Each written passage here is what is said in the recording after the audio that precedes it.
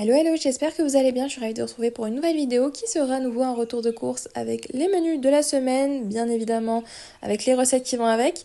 Donc pour ce qui est des menus de la semaine, je vous montre que ce qu'on fait pour le dîner puisque le midi généralement je mange que des choses simples, que ce soit une salade, une soupe ou même les restes. Donc voilà, je vous montre que ce qu'on fait pour le dîner et sans plus tarder, on passe au retour de course. Alors pour ce retour de course, contrairement aux autres fois, je suis seulement allée chez Grand Frais puisqu'il me fallait que des fruits et des légumes, donc c'est pour ça que je suis pas allée chez Leclerc cette fois-ci. Donc on va commencer par ce qui est par là. Alors ici on a des champignons bruns. J'ai pris 2 avocats pour faire des recettes mexicaines. Un bouquet de coriandre pareil pour faire une recette mexicaine. Du chou rouge, des clémentines. J'ai pris une barquette de kaki, ils sont vraiment très bons ceux-là. Des haricots verts, des tomates pour faire des salades et également des sauces. Des piments blancs, des poivrons, cornes de bœuf. Un concombre pour les salades.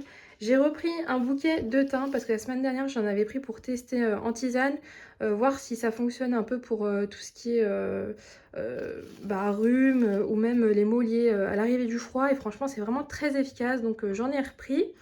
Ici on a 2 bouquets de menthe, du brocoli, 2 bottes d'oignons verts. On a également ici 2 salades Batavia. J'ai pris 3 barquettes d'œufs parce qu'elles étaient en promotion. Elles étaient à 3 euros, enfin 2,99 € au lieu de 4,49 €. En plus, c'est des œufs plein air. Donc j'en ai profité, j'en ai pris 3. En plus, nous les œufs, ça va vraiment très vite. Donc voilà. Au niveau de la date, ça pose pas de problème. Ensuite, ici, on a 2 kg de farine T55. J'ai pris des framboises, du beurre, des carottes, des pommes de terre, 2 2 barquettes de Serac de Savoie, du fromage, de la tome de Savoie, voilà. Et puis pour terminer, hop, j'ai pris un sachet de jeunes pousses qui est en promotion, donc voilà. Ça nous permet de changer, de varier un peu les salades qu'on fait, donc voilà, ça sera tout pour ce retour de course.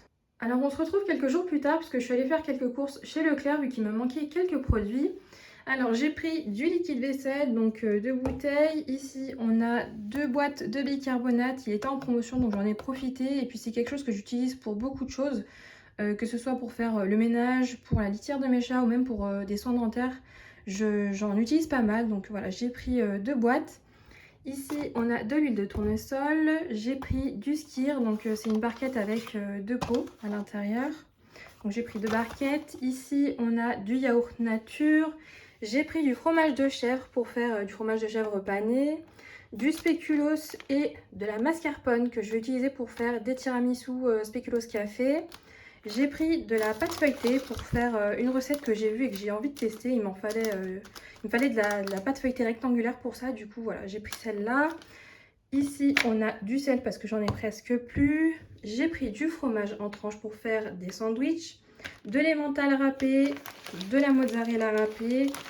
J'ai aussi pris du fromage pour faire une raclette. Donc là-dedans, il y a du fromage nature et fumé. Ensuite ici, on a de la crème liquide entière, des sacs de congélation pour congeler la viande, du dentifrice. Ici, on a un filet de pommes de terre pour faire la raclette. J'ai pris du lait, donc du lait entier. Et puis j'ai également pris, donc je n'ai pas mis là parce que ça prend quand même beaucoup de place, mais j'ai pris aussi un paquet de sopalin. Et puis quoi d'autre? J'ai aussi pris de l'eau en bouteille. Voilà, donc ça sera tout pour tout ce qui vient de chez Leclerc. Pour ce premier menu de la semaine, j'ai préparé des burritos, donc c'est une recette mexicaine. Et en fait, je me suis dit que ça serait pas mal de la faire puisqu'il me restait plusieurs galettes maison que j'avais préparées la dernière fois quand j'avais fait des tacos maison. Donc c'est ce que j'ai fait.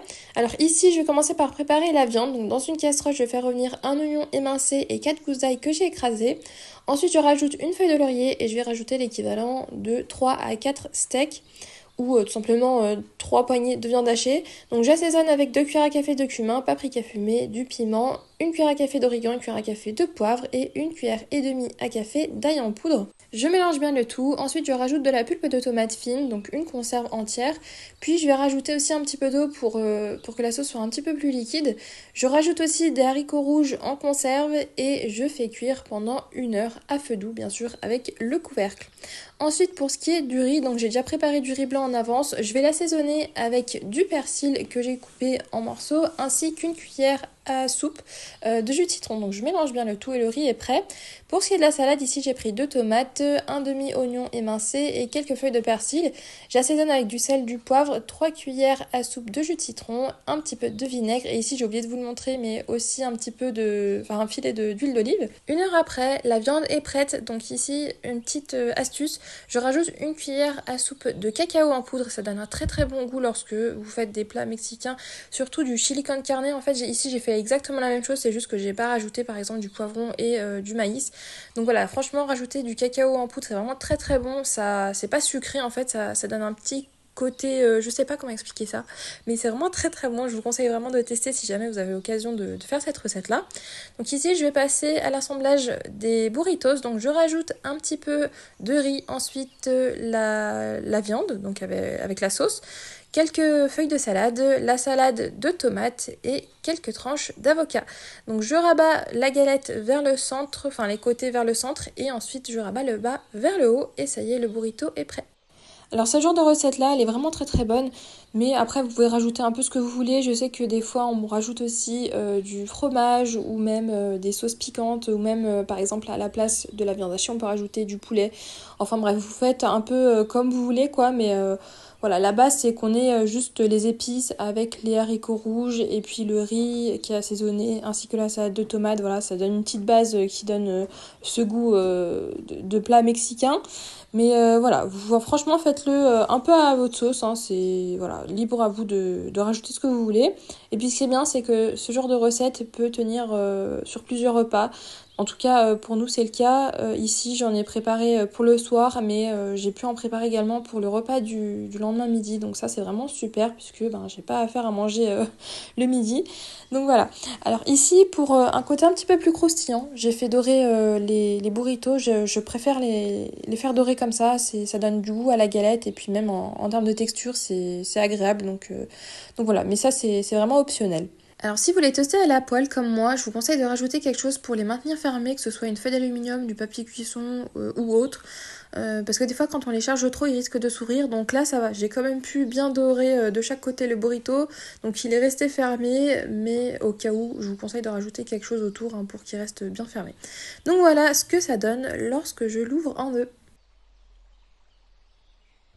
Et pour ce deuxième menu de la semaine, j'ai préparé un ragoût aux boulettes, aux carottes et aux champignons, accompagné de pommes de terre cuites ainsi qu'une salade. Je commence par la préparation du ragoût. Donc dans une cocotte, je dépose quelques filets d'huile d'olive ainsi que les boulettes de viande hachée.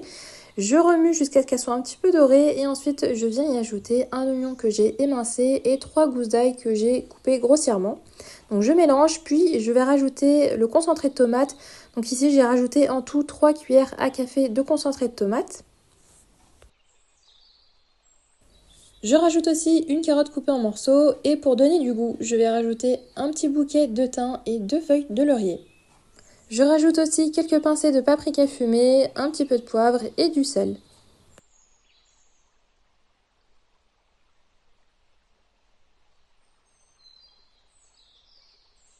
Je rajoute un verre de bouillon d'os maison. Vous pouvez aussi utiliser du bouillon de poulet ou du bouillon de bœuf ou tout simplement du bouillon de légumes. Donc je complète avec quelques verres d'eau jusqu'à ce que ça recouvre bien le tout. Je mets le couvercle sur la cocotte et je fais cuire à feu doux pendant 1h30. Après 1h30 de cuisson, on peut voir que la sauce a bien réduit et c'est à ce moment-là que je rajoute les lamelles de champignons. Donc je mélange le tout, j'enlève également les branches de thym et ensuite je mets le couvercle et je fais cuire pendant à peu près 20 minutes à feu moyen.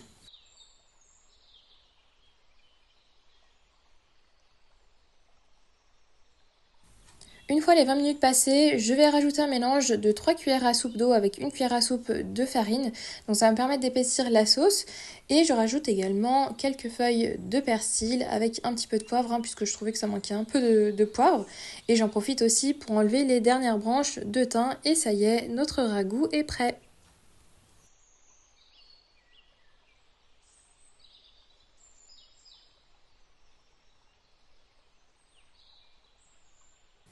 Pour ce qui est de la salade, j'ai mélangé des jeunes pousses avec un quart d'oignon émincé et une tomate, puis j'ai assaisonné avec du sel, du vinaigre et de l'huile d'olive. Ensuite ici nous avons des pommes de terre grenaille que j'ai bien lavées et rincées et que j'ai coupées en deux puis que j'ai fait cuire dans de l'eau. Et ça y est, notre repas est prêt.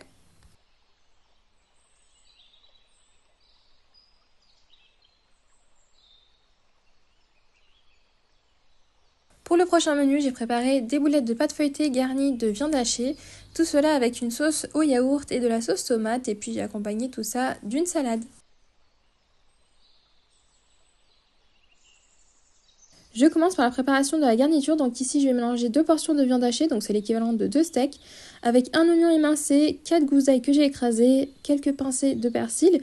Ensuite, pour ce qui est des épices, j'ai rajouté une demi-cuillère à café de cumin, une demi-cuillère à café de piment, une demi-cuillère à café de paprika en poudre fumée et une demi-cuillère à café de poivre. Et bien sûr, j'ai assaisonné également avec du sel. Je mélange pendant quelques minutes pour que les épices soient bien incorporées à la viande et je place le bol au frigo.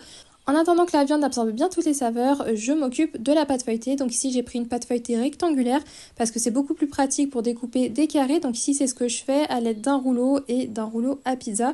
Donc ici voilà, je découpe sous forme de quadrillage. Après avoir découpé la pâte feuilletée, je sors la viande du frigo. Ici, je prends un petit morceau de pâte feuilletée, je viens y déposer une petite boulette de viande hachée et je referme un peu comme une enveloppe.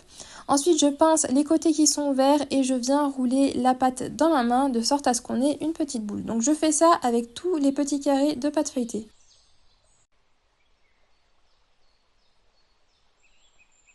Après avoir façonné toutes les boulettes, je les place sur un plateau qui va au four et j'enfourne à 180 degrés pendant environ 30 minutes.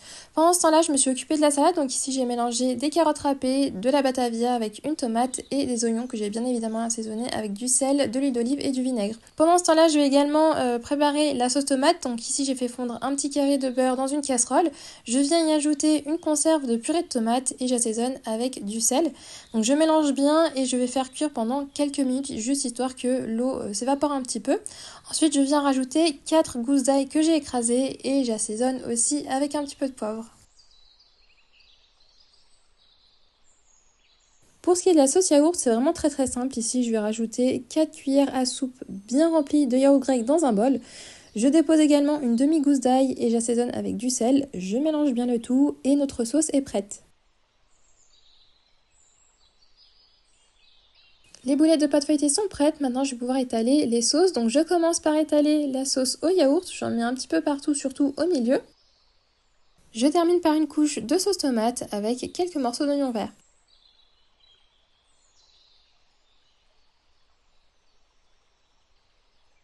Alors ça y est, le dîner est prêt. Donc pour cette recette-là, c'était la première fois que je la testais et franchement, c'était une très belle surprise parce qu'on a beaucoup aimé. Je pense que cette recette, je vais la garder parce qu'on a beaucoup aimé le côté croustillant avec la viande, tout ça trempé dans les sauces. Ça va vraiment très bien ensemble. Donc là, j'ai ouvert une petite boulette pour vous montrer un petit peu à quoi ça ressemble à l'intérieur.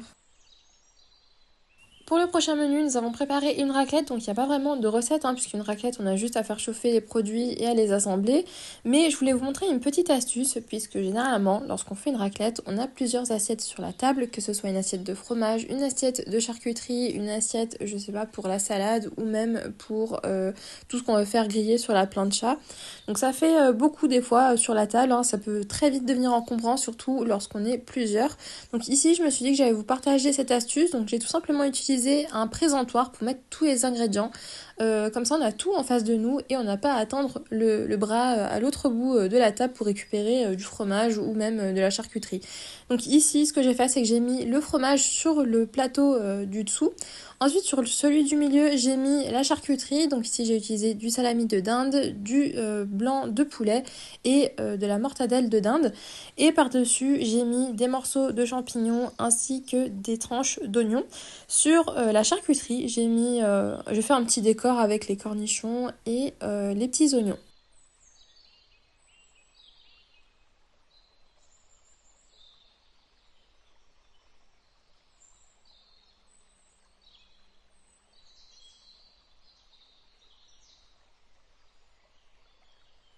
Voilà ce que ça donne, notre présentoir est bien rempli, on est prêt pour faire une petite raclette partie.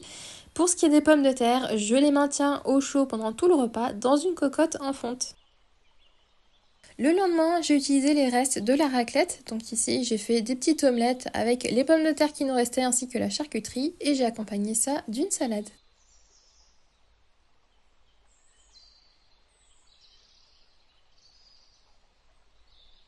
Pour faire l'omelette, je commence par couper un morceau en demi-oignon. Ensuite, je vais récupérer les pommes de terre de la raclette et comme elles sont déjà cuites, je vais juste les couper en petits morceaux.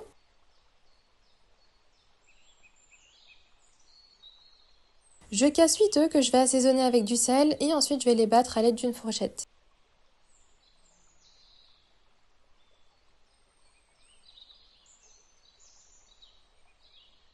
Dans une poêle bien chaude, je dépose un fond d'huile de tournesol et je viens y déposer également les pommes de terre. Donc je vais les faire frire légèrement pour qu'elles soient un petit peu croustillantes.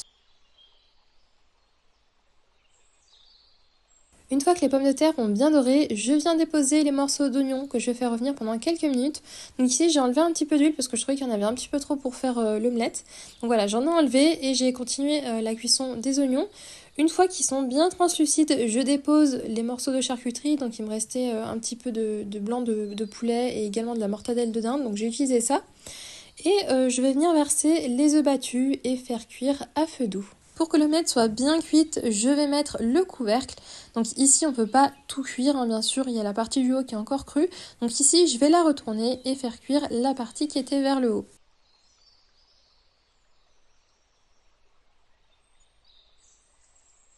Notre omelette est prête, je vais la laisser légèrement refroidir et pendant ce temps-là, je vais préparer la salade. Donc ici, j'ai tout simplement mélangé des carottes râpées avec des morceaux de tomates, des morceaux de concombre, un petit peu d'oignon et de la batavia, le tout assaisonné avec de l'huile d'olive, du vinaigre et du sel. Donc voilà, nos assiettes sont prêtes, ça nous fait un repas vraiment très bon, très facile à faire et super rapide tout en utilisant les restes d'une raclette. Pour le prochain menu, j'ai préparé une salade avec des petits chèvres panés et tout ça assaisonné avec une vinaigrette au miel. Je commence par la préparation des petits chèvres panés. Donc ici j'ai utilisé du fromage de chèvre sous forme de cylindre qui est coupé en tranches. Ensuite ici j'ai préparé 3 assiettes. Donc une avec 3 œufs battus avec du sel, une deuxième avec de la chapelure et une troisième avec de la farine. Donc ici je prends un morceau de chèvre que je mets dans la farine. Je veille à ce qu'il y ait de la farine partout. Ensuite je le trempe dans les œufs et j'y place sur la chapelure. Je mets de la chapelure partout et je prends à nouveau ce morceau que je vais tremper dans les œufs et je le replace dans la chapelure. Comme ça évite que le fromage ne déborde lorsqu'on va le frire dans de l'huile. Je procède de la même façon pour tous les autres morceaux de fromage. Donc ici je vais utiliser tout ce qu'il y avait dans le paquet. Donc même si je veux en consommer que quelques-uns, le reste je vais y placer au congélateur.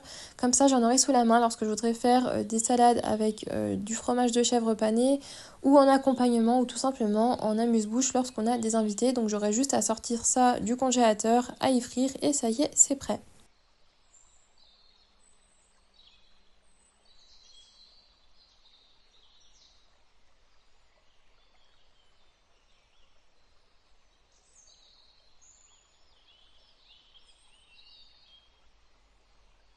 En ce qui concerne la cuisson, je vais faire frire les morceaux dans un fond d'huile, juste quelques minutes, 3 à 4 minutes, pas plus, parce que sinon le fromage risque de couler. Donc là, ici, c'est ce qui m'est arrivé, mais voilà, faites vraiment attention au temps de cuisson.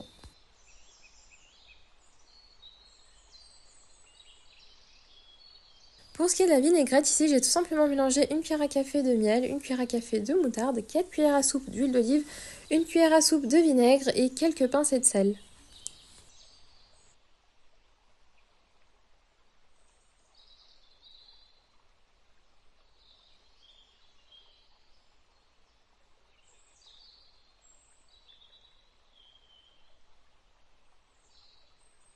Je viens disposer la salade sur une assiette, donc ici j'ai rajouté des feuilles de batavia. J'ai également mis des morceaux de tomates, de concombre ainsi que des tranches d'oignons verts.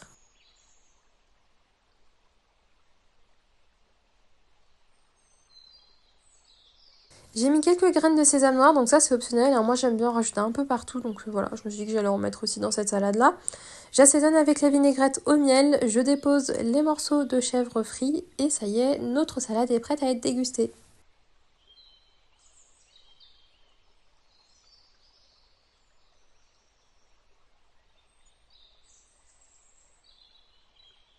Pour le prochain menu, j'ai préparé quelque chose de très simple. Donc j'ai tout simplement préparé des haricots verts accompagnés de riz blanc et d'un poulet aux épices et à la crème. Je commence par m'occuper des haricots verts. Donc ici, je les ai préalablement rincés. Ensuite, je vais les équeuter et les couper en deux.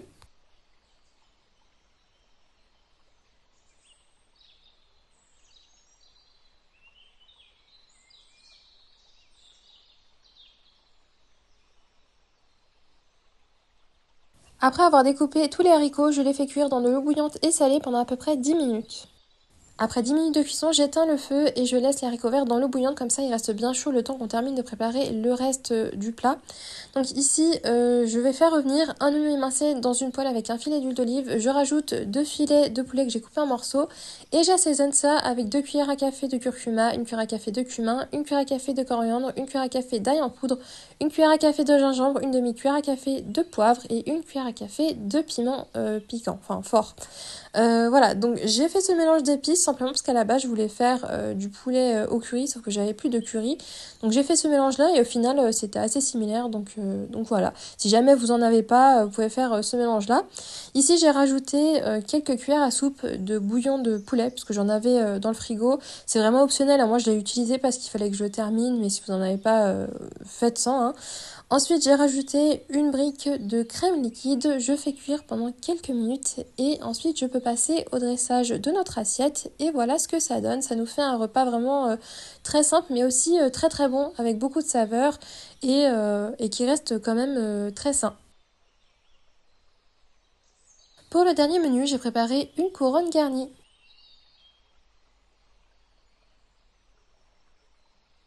Dans une poêle avec un fond d'huile, je rajoute 2 filets de poulet que j'ai coupés en petits morceaux.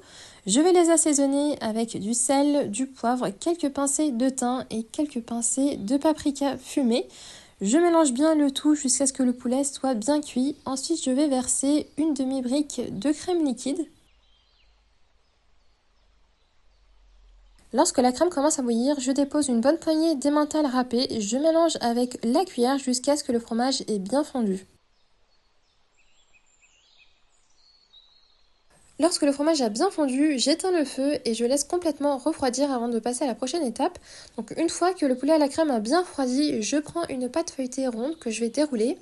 Ensuite, je place par-dessus un bol, donc je le mets au milieu et tout autour, je vais déposer le poulet à la crème.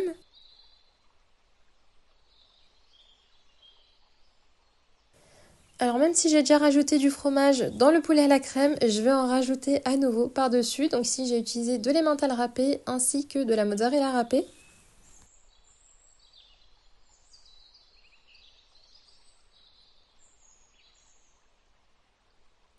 Je termine par rajouter quelques morceaux de poivron vert, d'oignons et de champignons.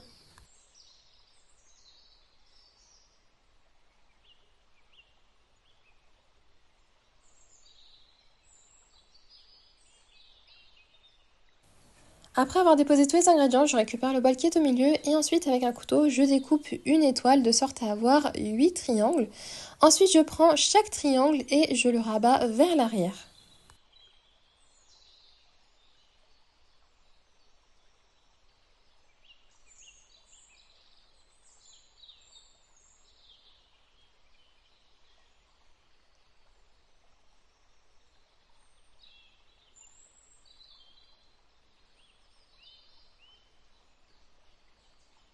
Je place la couronne sur une plaque de cuisson, mais avant de l'enfourner, je vais rajouter une dorure, donc c'est un mélange de jaune d'œuf avec un petit peu de lait.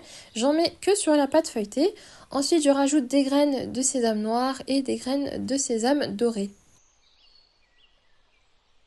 J'enfourne la couronne à 180 degrés pendant environ 30 minutes.